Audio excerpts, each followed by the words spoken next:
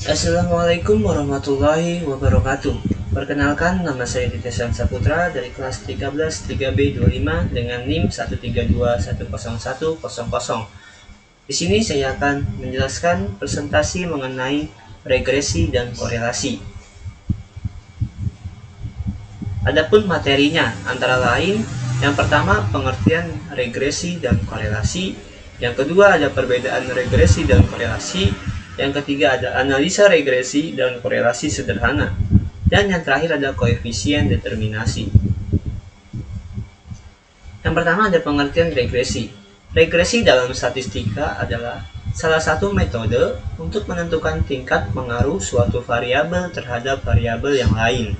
Variabel yang pertama disebut dengan bermacam-macam istilah, antara lain variabel penjelas, variabel eksplanatorik, variabel independen atau secara bebas, dan yang terakhir ada variabel X, atau karena seringkali digambarkan dalam grafik sebagai absis atau sumbu X.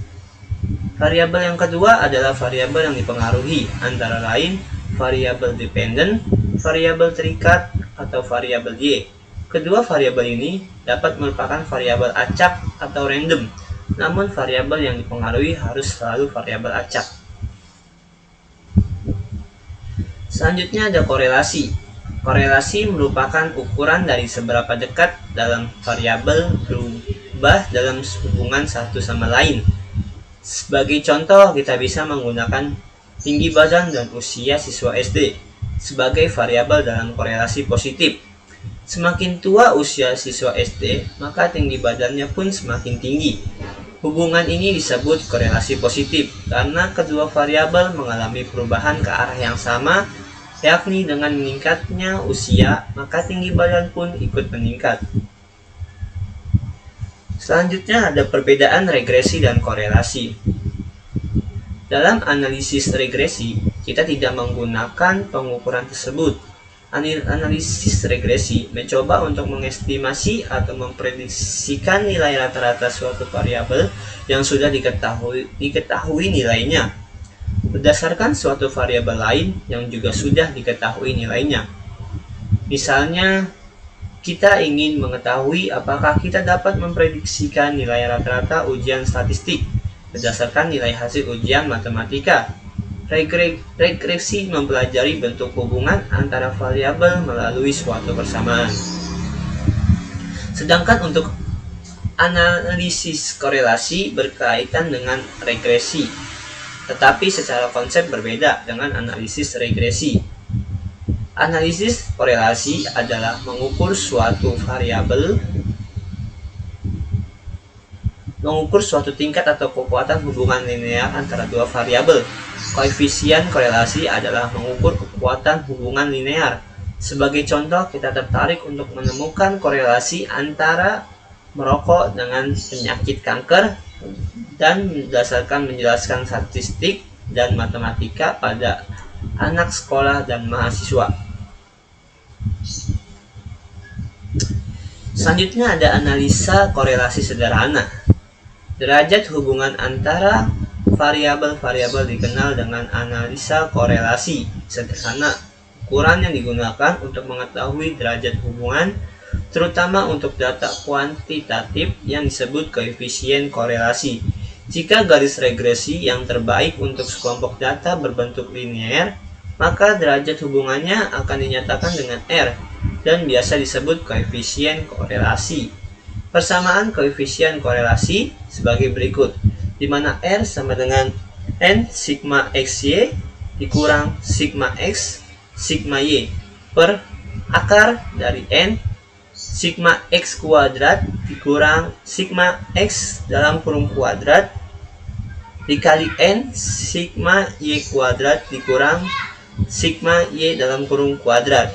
Keterangannya di sini untuk X variabel bebas dan Y variabel tak bebas. Dan untuk N-nya yaitu banyaknya data. Selanjutnya ada analisa regresi sederhana. Garis lurus atau garis linear merupakan garis taksiran atau perkiraan untuk mewakili pola hubungan antara variabel X dengan variabel Y disebut dengan garis regresi dan korelasi. Analisa regresi sederhana hanya terdiri atas satu X disebut variabel bebas atau explanatory dan suatu Y yang disebut variabel terikat atau tak bebas atau respon. Kedua variabel ini merupakan variabel kuantitatif, khususnya untuk Y harus dengan skala interval atau rasio. Persamaan garis regresi linear sederhana ditentukan sebagai berikut. Y sama dengan A plus BX, di mana Y adalah nilai-nilai taksiran untuk variabel tak bebas, dan untuk X-nya nilai-nilai variabel bebas, dan untuk A merupakan intercept atau perpotongan garis regresi dengan sumbu YB dengan sumbu, dan selanjutnya ada YB koefisien arah atau kebalikan dari garis regresi.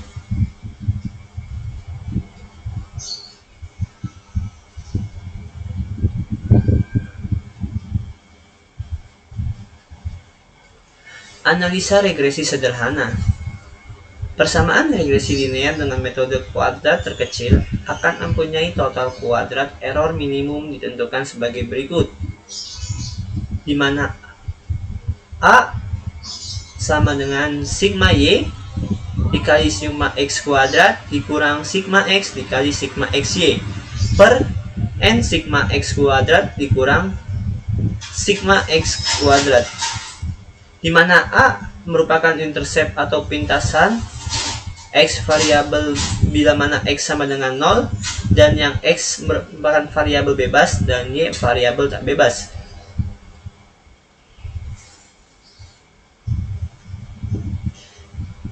Dan yang terakhir ada koefisien determinasi. Koefisien determinasi dilambangkan dengan R2 atau R kuadrat. Koefisien determinasi adalah alat untuk mengukur tingkat kecocokan atau kesempurnaan model regresi. Misalnya R kuadrat sama dengan 0,90, artinya nilai duga regresi yang kita peroleh memenuhi model yang kita kehendaki atau 90%. Misalnya, nilai-nilai Y ditentukan oleh nilai-nilai X yang dimasukkan dalam model, sedangkan 10% lagi ditentukan oleh variabel lain di luar model. Koefisien determinasi atau I ditulis R kuadrat untuk regresi, dua variabel dan nilainya 0 dan 1.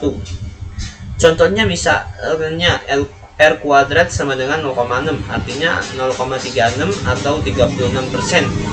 Di antara keragaman total nilai-nilai Y yang dapat dijelaskan oleh hubungan linearnya dengan nilai-nilai X atau besarnya sumbangan X terhadap naik turunnya Y adalah 36%, sedangkan 64%-nya disebabkan faktor lain. Sekian penjelasan materi presentasi dari saya.